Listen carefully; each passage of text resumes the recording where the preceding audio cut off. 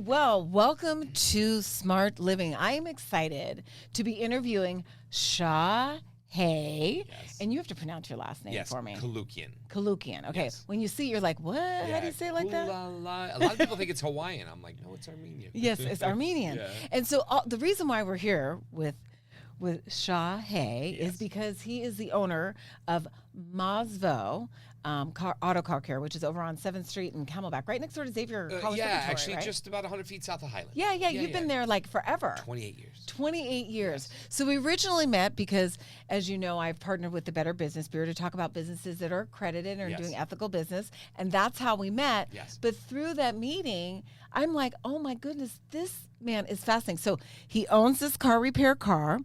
Plus, I bet you don't know this, he's also an actor. Mm-hmm. He's also now a book writer, publisher, all of it. Yes. And the list goes on and on and on. Plus, you know 6 languages. Yes. And you've lived pretty much in a lot of places all over the country, from Lebanon to Paris to all over. To Germany, to Africa, to Tel Aviv, to Toronto, Canada. Right. Yeah. But yet you're living here in Phoenix, Arizona, and you own a car mechanic store, which is actually a great store. And I actually did a few shots there, so I'll upload that video of his car care place, which has great reviews with the Better Business Bureau. Yes. So first and most point, since we met because of the partnership with the Better Business Bureau, with your car care, what's one of the reasons why you decided to be accredited with the Better Business Bureau? Well, I'm old school. I'm pushing 57 years old, and I remember my dad was an entrepreneur. He had shoe repair stores.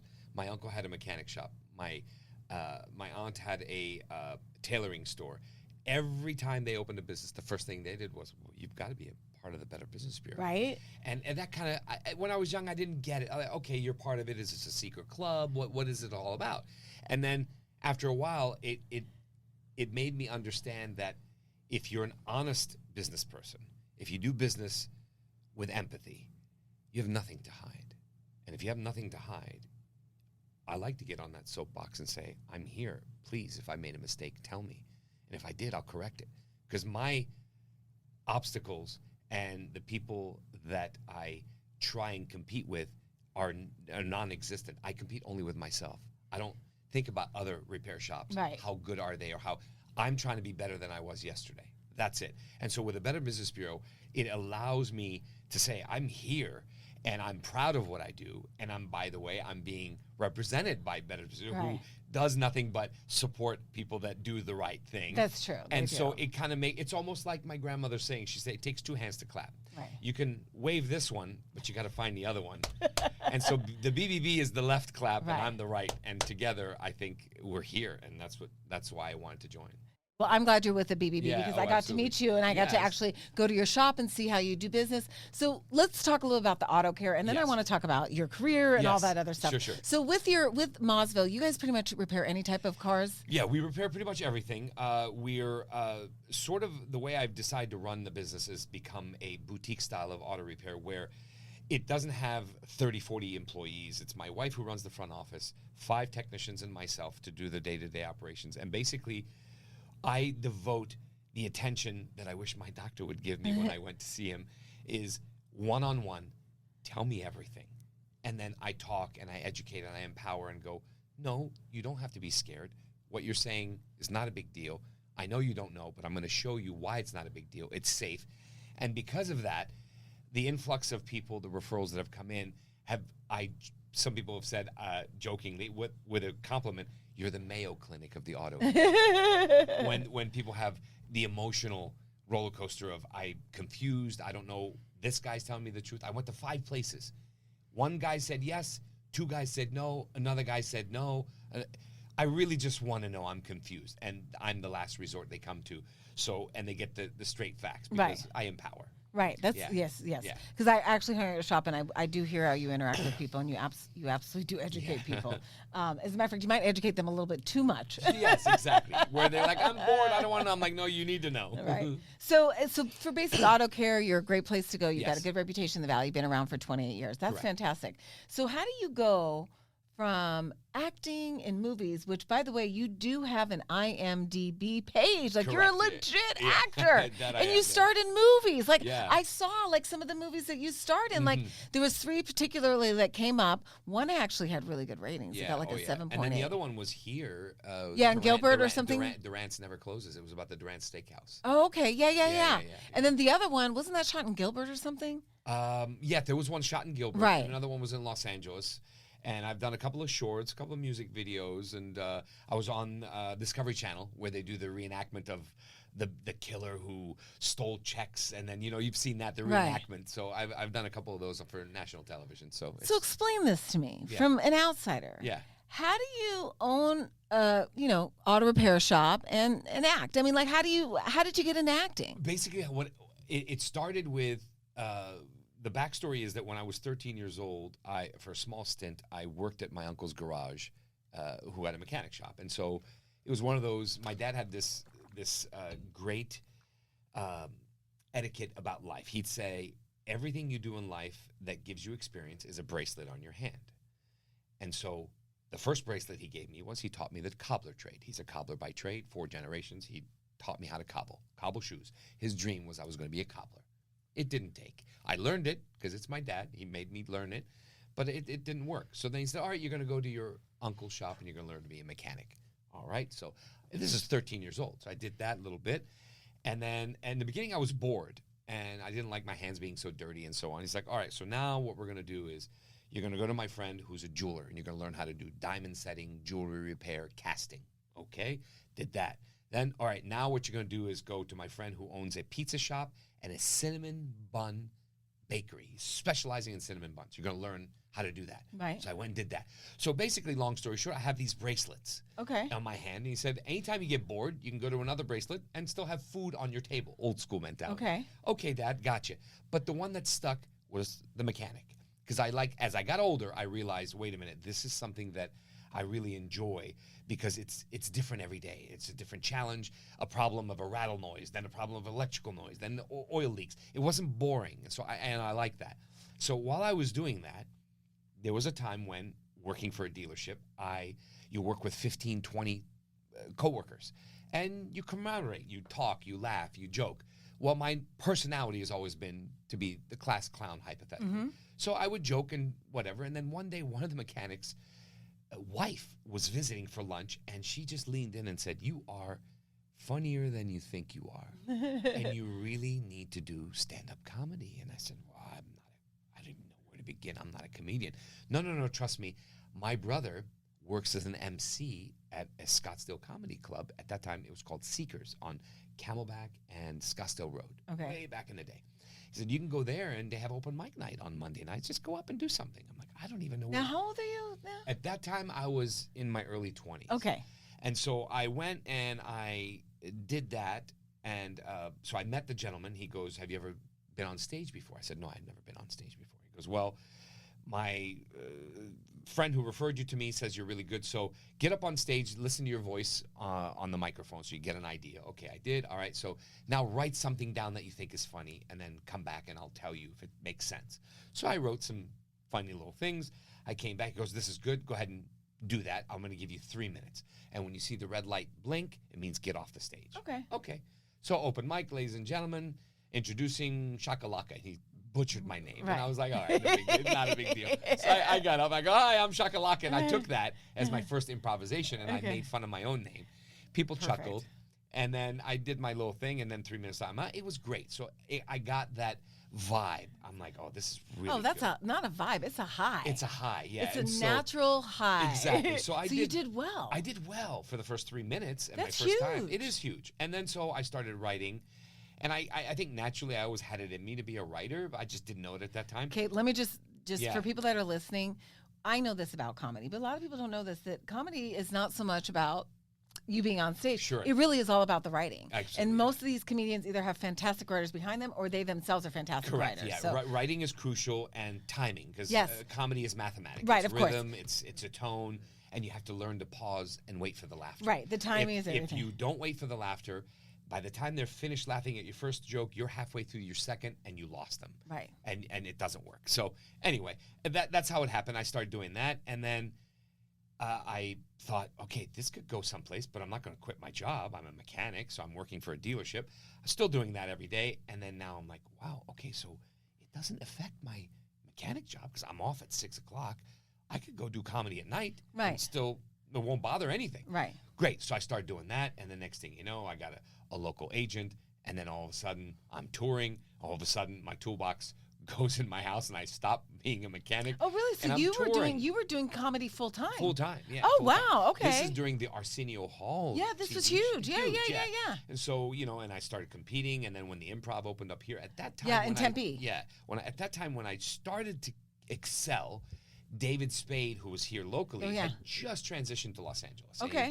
He broken through. So it's good timing for you. Yeah. So it was great and was doing a lot of comedy and having a blast. And anyway, what ended up happening, life hits you with a curveball. And then my father got diagnosed with cancer. That's family how I was first. raised. And so I stayed home. That's how I was raised. And gave up the comedy and went back to being a mechanic. And gave up the comedy and went back to being a mechanic because comedy was touring. And that would mean I would not be here. My dad I need to be here, especially for old school Armenian. My dad and my mom, who's old school Armenian. The traditional codependent. And so she was traditional codependent. And so exactly. So I said, all right, I'm going to stay and take care of the family. So I said, all right, I'm going to stay and take care of the family. And so I did, and I would go to work and then come home. And then mom. Anyway, father passed on, and then mom. She said that from day one. Not going to sit that in the culture. So now I became the sole provider. So now I became the sole provider. I have a younger brother. Because of that, I focused on family. Because of that, I focused on family and work. Put aside comedy. Never even completely put aside. No. So you started your shop then. So after you stopped. No. Oh, okay. So you still haven't done it. I was still working at the dealership. Okay. And so I did that. While doing that, everything's good. Doing that, and then some time went by. Everything's Mom good. Kind of, and then some time went by, and mom kind of got over it. She did her morning, and 5 years now. Got over it. Passed. It's and been now I'm 5 years now that had passed, I'm and kind now of I'm at that point where free of all the obligations that I can start doing some things. All the obligations that I can start doing some things. But for some reason, the calling of the culinary. For some reason, the calling of the culinary. Yeah. And so. Oh my gosh! Yes, I forgot your years chef ago. And so years ago, in my travels, backstory is when we lived in Lyon, France. Yeah, that's right. Having technical difficulties. That's okay. Because we Yeah, actually that's right. never hit record on this, believe it or not. That's okay. Because we believe that. Oh my gosh. Yeah, but that's okay. That's That's all right. okay. Yeah. Oh my gosh. Because you know what? The storage is full. That's all right. Yeah. I'm gonna pause this for All right, just a no split second, guys. I know that you that are listening right, to just a this. Second, guys, I know that you that are listening to over. this. No worries. You're gonna have to switch this over. Oh, that's No worries. unfortunate. Right there. Oh, that's unfortunate. I looked up and I saw that this is our main camera, guys, for those of you that are listening. And I put this up on YouTube. And I did the mistake of deciding to use a different phone today. That's all right. And so half of this is not going to be on YouTube, some of it, so I forgive you. And I apologize Not a problem. for interrupting, and No I problem. apologize. No problem. You got Okay, it. You we're got it. So we're Finish back. with- So yeah. anyway, so the culinary part of it came back, and then I decided, all right, so I'm gonna pursue that a little bit. And that culinary side came from when I was in Lyon, France. I had tutors, and so I wouldn't go to school because we didn't know. My dad didn't know how long we were going to stay in each country we moved to, and so I had tutors. The tutors would do the studies, and then I'm free to do whatever I want. And so my dad would, old school, like, you can't just sit around and do nothing. You have to do so. He grabbed my hand and walked me around the corner to a bistro and handed me to a chef and said, put him to work. And so they gave me a knife, gave me green beans, Brussels sprouts, onions, potatoes. And I was sitting there cleaning and doing whatever I have to do. And next thing you know, they're making me make bouillabaisse. Next thing you know, I'm mixing things and marinating So that's things. where the interest came. The interest came from that. And that kind of got paused as I traveled. After leaving Lyon, we went to Hanover, Germany, and then from Germany ended up in Kano, Nigeria, Africa. So you're really young then. Very young, yeah. Okay. Between 7 and 16 years old, this whole gap of this story is. And so up until being a mechanic and working in my early 20s. So I decided, all right, you know what? I think I'm going to do that. I think it would be fun to do cooking. So I went and went to Scottsdale Culinary, and I said, I want to take a culinary degree. And they're like, okay. So I would work during the day. At that time, Scottsdale Culinary was allowing to do classes at night. Okay. So I started doing that, and then I graduated, and then I went to the Hilton, and I said, I'm applying for a chef position. It's like, we don't have a chef position because you've got to, be a long time Right. experience. You just graduated. I said, well, I have the knack for it. Well, they're like, well, you could be a cook, a line cook, and try Right. that for a little while. So I started at the Hilton on 7th Street. And Oh, the one, the Point, the Hilton Point. Hilton, Okay, yeah. I started down the downstairs Point in Time. Oh, Not- yeah. not- Okay, because yeah. I'm like, that's a beautiful It is. restaurant. So I started in Point in Time until they saw that I can do what I can do. And then I ended up being with a sous chef and moved up to ATN's different point of view, which is Okay. America. Oh, wow. So then I went up top and worked there for a little while. Then again came summer, and summer was like, hey, it's too hot, and the occupancy rate of the Hilton Hotel is very low. Why don't you just take some time off? And I'm like, well, how do I earn a living? Yeah. It's usually not Yeah, their like, problem, well, is it? we don't even do brunch anymore Yeah. because it's not, Easter or Mother's Day Yeah. or whatever. So I thought, all right, that toolbox, it's coming back out. Again, my dad's bracelet, okay, I'm going to this bracelet now. Okay. So went back to being a mechanic and back at the dealership working and continued doing that. So your dad gave you a lot of exposure. He did. And then so at that time, while I was working at the dealership, the politics of working at a dealership, a lot of years, a lot of stuff. I just started feeling horrible that the dealership's mentality was just about money, sell, sell, sell. And it was hard. How do you convince someone there's a ketchup stain on this white table when there's not even ketchup in the room? Right. So I couldn't do that. So you want to have a little bit of integrity. And so I thought I got to do this my way. Right. So I won't ask you the name of the dealership, which is what I was about to ask you, but I won't do that. And so I decided to open up my own shop. And so I did. And then as I opened my shop 28 years ago, Mazvo, and started working, and just from the beginning, it was just more about, hi, I'm here. Hold on. What brought you here to me today? Well, I'm Daphne, and my friend Joanne told me to come see you. Wonderful. Daphne, how long have you owned your car? 5 years. Got it. So in the 5 years, Daphne, who's been taking care of your car? Instead of the predatorial, come on in, let's go. Oh, I'll fix it for you. I want to know, first, were you referred? Second, what made you upset at your regular guy? Did he cheat you? Did you misunderstand? I need to know. Not because I'm going to do it differently, but I need to know. And I'm going to tell you, in the last 28 years, I can comfortably say I've talked probably 15 or 16 new clients that came in through my door, and after an hour consultation, made them go back to their original mechanic. Oh, really? Yeah. Because you just want to make sure that they got it right? Or? Because it was a misunderstanding. I'll take new business. Who says no to business? But I don't want it that way. Yeah. I want it because you need me, not because you misunderstood.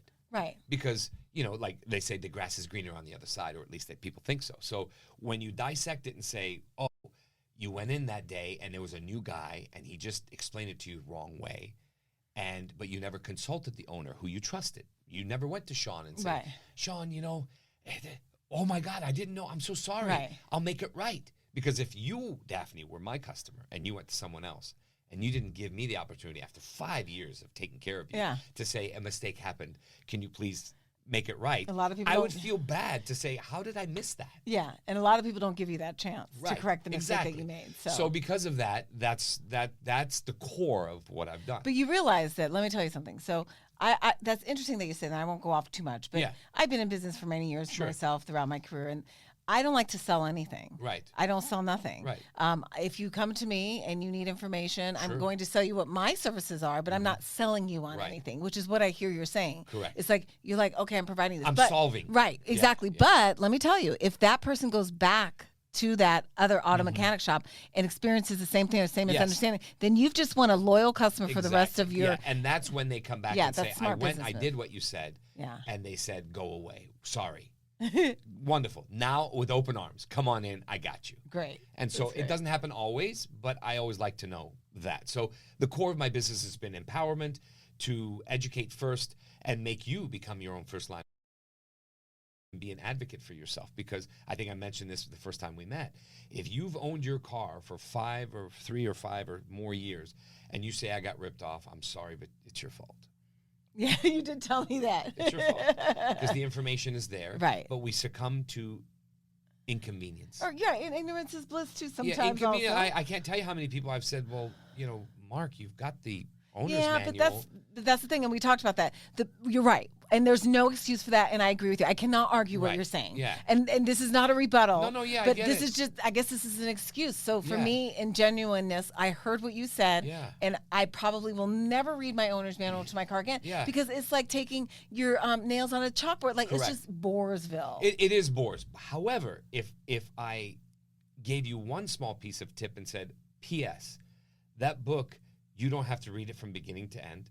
P.S.S., if you go to the index and go to oil, it tells you directly to the page, and it's only 4 pages, and you got what you want. He's great. I got to say, if you guys need your cars to be repaired, I'm not trying to give this guy business. I know there's many of auto care So repair shops in the valley, that's but what it he boils is down an to. interesting guy, this guy. That's what it's all about. So anyway, and so if the owner's manual's there and you're too bored, that's when the open dialogue and honesty comes and say, okay, Shahe, I'm not going to read my book, but I have you. Yeah. What do you think? That's what I'm here for. No problem. I'll guide you over the phone. I have no problem with that. And after one guidance, after two guidance, eventually you get into the habit of going, you know what? I should just open that book and just go right Or to either it. I might just Or Google it, or whatever the case may be. And that's also an unfortunate thing too, that a lot of people come in and I scold and say, you don't go to the doctor and say, how much for a kidney transplant? Because you don't know you need a kidney. Google took you down the road of you need a kidney, the rabbit hole of, oh my gosh, it's this and this is coming and it's the worst. Go in and say, I think I have a problem with my brakes. They're Right. squeaking.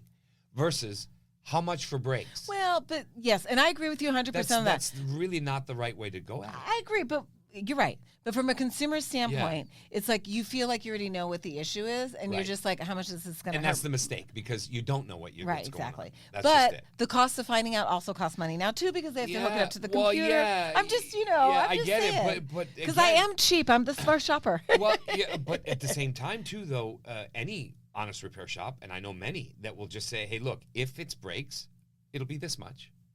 Not, I need to see you first. Right. You can always give a rough idea and say, look, if it's just brake pads and rotors, it's going to be this much. Right.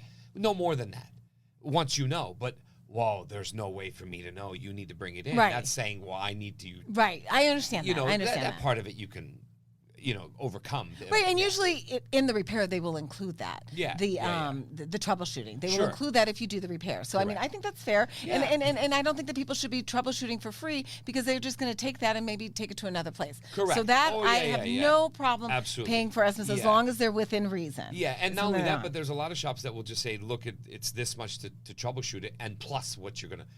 I don't have, my shop's always been, look, if you came in and you wanted it done, I say thank you for the business. I waive that fee I would have charged you to diagnose it, and say, well, just do the repair, because I Right. gave you an estimate. You said yes.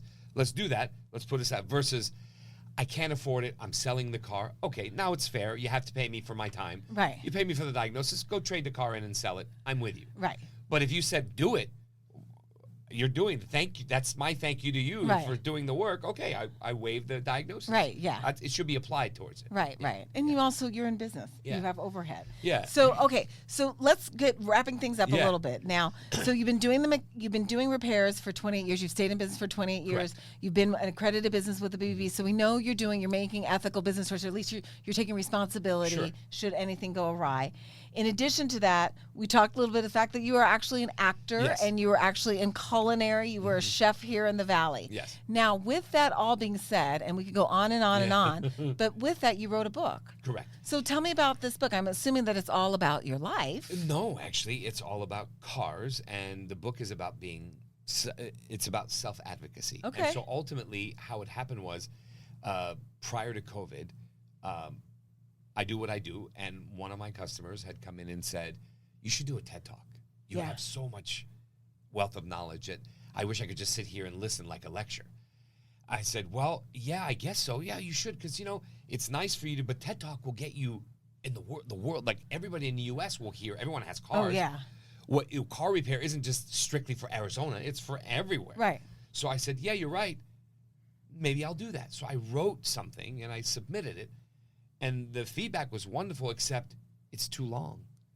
TED Talk, 22 minutes or less. You You don't know how to summarize. I'm like, okay, well, this it's so complex, and there's so many layers of But this you onion. couldn't do it in 22 minutes. Not to make it well worth to be, like to convey the message appropriately. Exactly, and to blow up or become, whatever.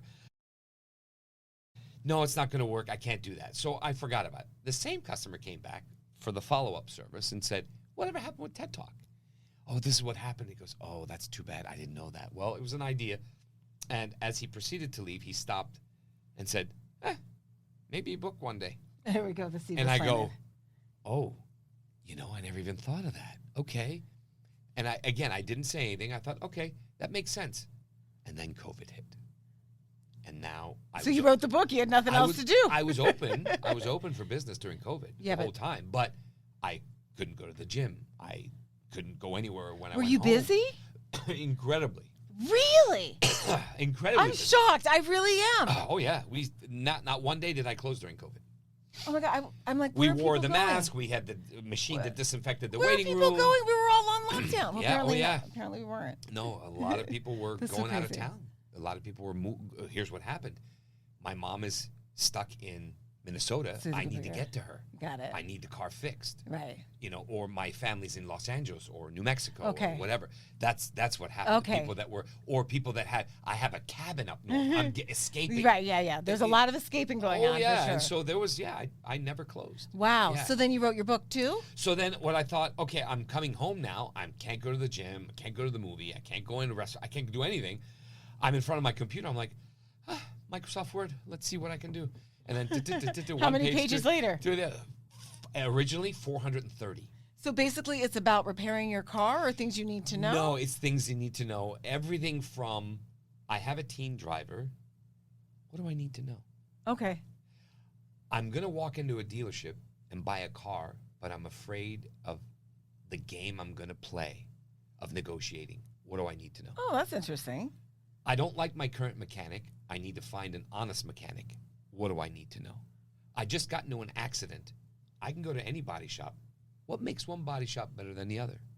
I have car insurance. How do I know what's really covered, what's not, and what's my fault and what's not?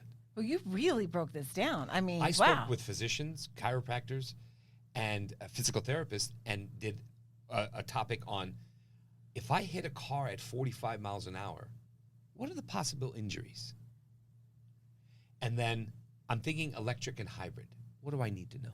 Oh, I can tell you all about that one. You know what I know. So all of that, and basically the book became about self-advocacy. So if you read the book, you're going to say, I now know how to question things. I now know not to be afraid or intimidated because I'm a woman or I'm an older person, and I'm not going to be taken advantage of by the fear factor. Oh, if you don't fix it, you're going to crash and burn. And no, I know the basics. I know how to ask the right questions.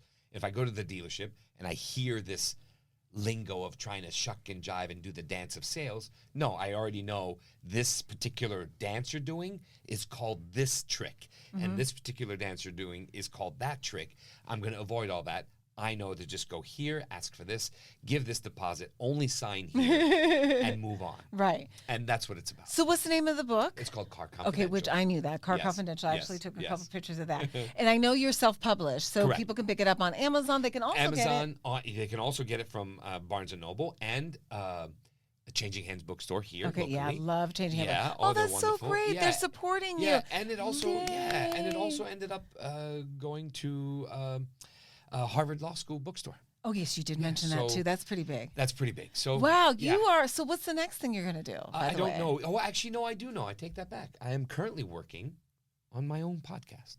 Oh, jeez. Well, I hope to be a guest on your Yes, podcast. you will. I don't know and- how interesting I'm going to Yeah, be, but it's going to be. We're going to do probably the first 8 episodes in Los Angeles. I have a friend of mine back to the whole film industry and acting. He's one of the folks that works for one of the well-known TV shows in Los Angeles. He's an editor-producer. And he said, look, I believe in everything Shahe. So you come out here. I've got the studio set up. that's We're so going to great. design it. We're going to shoot it. We'll come down. So I'll be flying out probably end of this month for about 5-6 weekends in a row, Saturday, Sunday, and just shoot it all. And then But what's the podcast going to be about? What's the topic? Car Confidential is going to be basically... Oh, so it's about the book. It's just about the spin-off book, but it's all about the self-advocacy so where great. we're going to talk about probably 3 episodes per chapter. That's so topical. So every chapter is going to have probably 3 episodes for that chapter. And I have 28 chapters. Oh my gosh, that's so great. So, we just shoot it, edit it, and put it on, and then see what happens. And then, of course, after the first 5-6 episodes, we're going to have guests and people in the auto industry, people, whether it's in the oil business or people that are manufacturers or engineers for electric cars. Well, people that are going to have an effect on their opinion to dot the I's and cross the T's, to put this all together to say, okay, your book is nice and it has the information. But here, we're going to hear it right from the guy's mouth who engineers and designs this. It'll be great. You're perfect for this because you know what? You also understand what it is to be in front of the camera. You're very charismatic. You have a great voice. You being on a podcast, plus with all the knowledge you have, that makes total sense. And it's going to be successful because anything that you do is successful. I think you've got your eye on the radar. You've got it all. We've already met a couple. This is the second time we've met, and I get the same vibe from you. So I'm going to wrap this up. Yes. Shahe, thank you so much for taking time out of your incredibly busy day to come here, share a little bit about your story. And, this podcast could have lasted 2 hours with you. Absolutely, yes. For sure. And I also appreciate the Better Business Bureau allowing us to use the podcast studio to host this. And thank you for doing good business in the Valley and being honest. It's called Mazvo Auto Care Center. Yes. It is on 7th Street in Highland, just like a smidge. South of Highland. I'm sorry, south of Highland. Thank you. On the west side. Yes. You can't miss it. Yes. It's a cute little building there. And I will have all the information because I'll write a little blog article on my website at smartshopperdaphne.com. And if you excuse me for just 1 second, I do one thing when I finish all my stuff. I look at the camera and I say, I'm Daphne Monroe, your smart shopper. I'll hear you guys next time. Thanks.